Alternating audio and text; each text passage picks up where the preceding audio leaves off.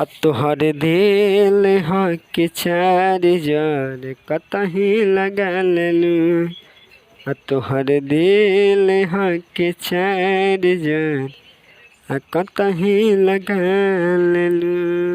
नमस्कार प्रणाम भैया लोग, हम राइटर धड़कन धनेश स्वागत करता नहीं हमेशा की तरह रहुआ लोग के अपन यूट्यूब चैनल में। तो हाँ भैया, आज के कुछ और एक और नया मैटर बा। बहुत ही दर्दनाक सैड सॉन्ग बा भैया लोग। जेगो खेसारी जी के गाना मार्केट में बहुत बवाल मचले रहा। जे गाना के बोला तोहर दिल ह के चार्जर कतही लगा लेलू। तो हाँ भैया लोग, यही धुन पाज रहुआ लोग खाती एगो और ब्लास्ट सॉन्ग लेके आयल बानी। वो दर्द भरा मैटर बा भैया लोग। बहुत ही खूबसूरत सॉन्ग बा, बहुत ही धांसू सॉन्ग बा। अगर वो अच्छा सिंगर बनी, अच्छा से गाम तो मार्केट में बहुत अच्छा रिस्पांस लिया भैया लोग। तो हाँ भैया एक बताओ कहल चाहता नहीं, अगर वो सिंगर बने, सिंगर बनल चाहता है तो हमारे चैनल से जुड़ जाए। कैसे कि सिंगर से रिलेटेड वीडियो लेके आते रहने भैया लोग। गाना कैसे लिखल जाला, गाना में तुकबंदी कैसे मिलावल जाला, डेली नया नया सॉन्ग लोग खातिर लेके आते रहनी। तो हमारे चैनल के सब्सक्राइब कर लिया, बेल आइकन कॉल करके घंटी के प्रेस कर दी। तो चलिए लोग बिना स्किप के वीडियो के स्टार्ट कर जाओ। तो चलिए लोग पहले रहुआ लोग एक नज़र पढ़ के बता दी, बाद में डेमो गा दें भैया लोग। तो चलिए लोग स्टार्ट करल जाओ। सुनी ए बलम पहुँचा दी हमके घरे, रोत होई जान हमर बाटे नहीं हरे। एक बार आई भैया लोग फिर से, रहे में छन भर हमना। दो बार आई भैया लोग फिर से, लागी कबो न मन। एक बार आई भैया लोग फिर से, प्यार हटे बचपन के खैले बानी कसम। एक गाना का मतलब बा एगो लड़की के शादी हो गल बा, वो प्यार करे बानी नैहर में। एक के ऊपर भैया लोग लेडीज मैटर है, बहुत ही अच्छा सॉन्ग बा। तो चलिए लोग वो लोग डेमो गा के सुना दे, स्पष्ट हो जाए भैया लोग। तो चलिए लोग स्टार्ट करल जाओ। सुनिए बलम पहुँचा दी हमके घरे, रोवत होई जान हमर बाटे नहीं हरे। रहम छनी भारी हमना, रहम छनी भारी हमना, लागी कबो न मन। प्यारी हटे बचपन के खैले बानी कसम। प्यारी हटे बचपन के खैले बानी कसम।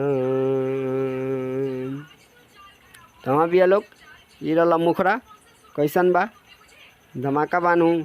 तो वीडियो के लाइक कर लो, कमेंट कर लो। अगर हमारे चैनल पर नए बन तो हमारे चैनल के सब्सक्राइब करी। तो चलिए भैया लोग अब चल जाए फर्स्ट अंतरा में। तो चलिए भैया लोग रहुआ लोग डायरेक्ट डेमो करके सुना देता नहीं, लास्ट अंतरा पढ़ के बता दें तो रहुआ लोग समझ में आ जाए। तो चलिए लोग स्टार्ट करल जाओ। जुड़ल बात दिल के बुझी मुश्किल के, रहे में एक पल हमना बुझी हमर फिलम के पिया। हाँ जुड़ल बात दिल के बुझी मुश्किल के, रहे में एक पल हमना बुझी हमर फिलम के। देखी नब नजर से तो मर जाई हमर सनम।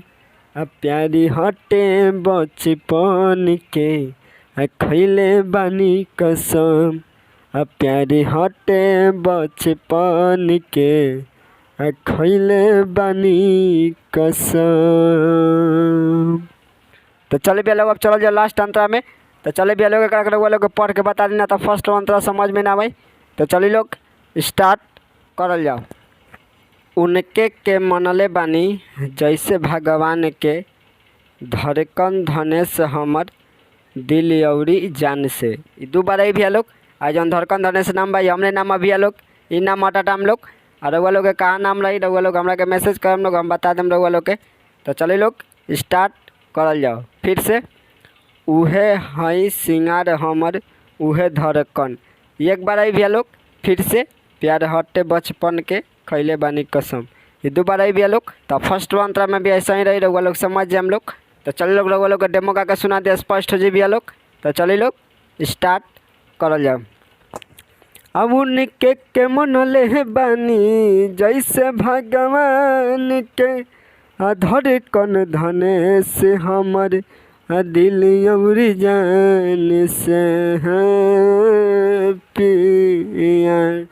अब उनके के मनले बनी जैसे भगवान के धड़कन धने से बिट्टू दिल अउरी जान से। अब है हमें सिंगारी हमर अब है धड़कन प्यारी हटे बचपन के खैले बानी कसम प्यारी हटे बचपन के खैले बानी कसम।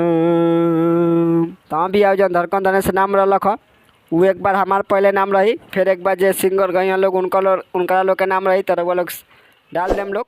ठीक बा, ऐसे पहले ही हमें वीडियो बता देनी है, हमें कहने के बाद में बताएं, ऐसे बता देने के वो लोग को दिक्कत हो यही से। तो चलिए मिला अगले वीडियो में, तब तक बाय, जय हिंद।